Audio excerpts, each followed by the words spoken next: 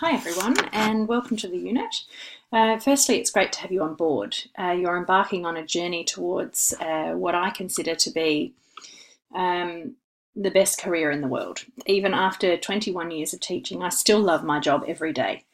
As teachers, we have an enormous responsibility, so we need to make sure that we have a strong grasp of the different theories, strategies, and concepts. So, how do you get the most out of this course, and how do you keep yourself on track? As this is one of your first units of study, it's really important for you to set up a good routine right from the start. So you might think on Mondays, Wednesdays and Fridays, I'm going to check on the discussion boards. You need to set aside time for readings. You need to set aside a little bit of time to take care of yourself as well so that you don't get overwhelmed. So it's not all about the work, it's about finding the balance, which can be tricky when you're juggling multiple priorities. So think about, when will you check on the discussion boards? When will you do your readings? When will you complete the weekly tasks? Do you know when the assignments are due? And how are you going to manage your time to complete your assignments? Mark the due dates for the assignments on your calendar now, and think about what you need to do to keep on track in terms of writing those assignments. I love a good list. And there are some great apps out there like Trello for helping you to keep track of everything. There's also lots of help available. There are the student advisors. They're mostly there for things like enrolment issues or technical support. For example, if your e-text isn't working, or if you're having trouble accessing a Collaborate session or uploading an assignment. And they're available by phone, by email, or you can even live chat with them, which is a great thing. Studying online is great because it allows you the opportunity to study when it works for you, but it can also be really tricky to juggle all of the different elements in your life at the same time. I know, I've done it myself. For this reason, I highly recommend that you contact the student coaches who can help you to develop a study plan to make this juggle a little bit easier and a little bit less stressful. Then there's your ELA, that's me.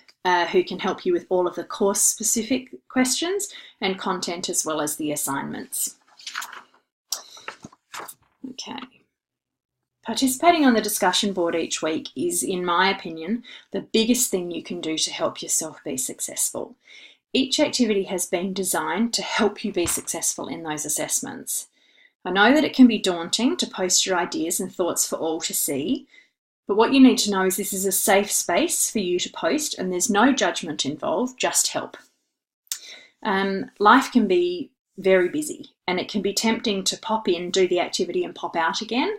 However, the discussion board is designed to be like an interactive classroom, a place where you come back to every couple of days to see responses from me, to respond to other people's posts, to post questions and thoughts that have come up during the week when you've been doing readings and things like that.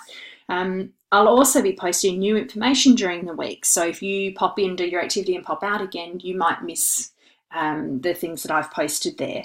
And at the end of the week, I'll draw everybody's thoughts together so that there's like an ending, so that everything's drawn together in one place.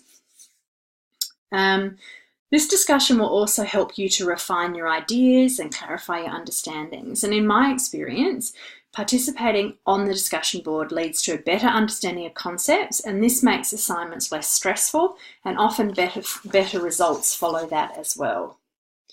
Try to work through the modules week by week, and wait until I post the introduction to the discussion on a Sunday evening, and then feel free to reply during the week. Keeping up with the content from week to week is as important as not rushing ahead, so that you can benefit fully from everything that's being provided and discussed.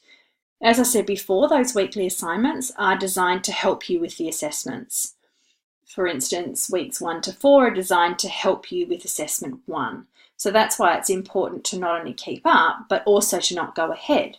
For example, if you're doing assignment 2, but you're only up to the week 3 readings, then what you're reading isn't going to go with what you're learning about, and that's going to make it harder for you to understand. Equally, if you're working on the week 5 materials in week 3, or you rush through and submit your assignments very early, then you miss out on vital discussion and resources that are being continually provided to help you be successful.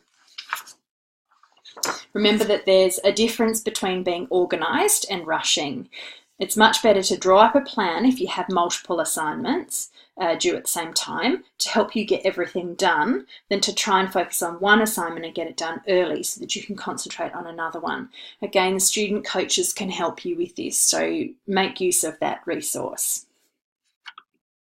Okay, Studiosity is an online tutoring service that can help you with your assessments. If you contact them when you're doing your assignments, when you finish them, they can help you edit your assignment. They can help you with grammar, spelling, academic writing, and it's free. It's a really good idea to use this service to take care of any of those little niggles that you might be worried about. As a side note, Studiosity are not able to help you or make comments on the content of your essay, just the structure, grammar, referencing, and so on. This is because those people are not education specialists, so they don't have the content knowledge to be able to help you with that. They will need at least 48 hours to get back to you, so you'll need to think about managing your time well if you want to use the service so that you have time to incorporate the feedback that they give. Usually ELAs don't read drafts as there just isn't enough time to do it for everyone. Sometimes we do offer to read paragraphs in certain circumstances, but really Studiosity is the way to go in terms of proofreading. Finally, ask lots of questions. There's no such thing as a silly question. Questions are good. It means you're thinking about what you're learning.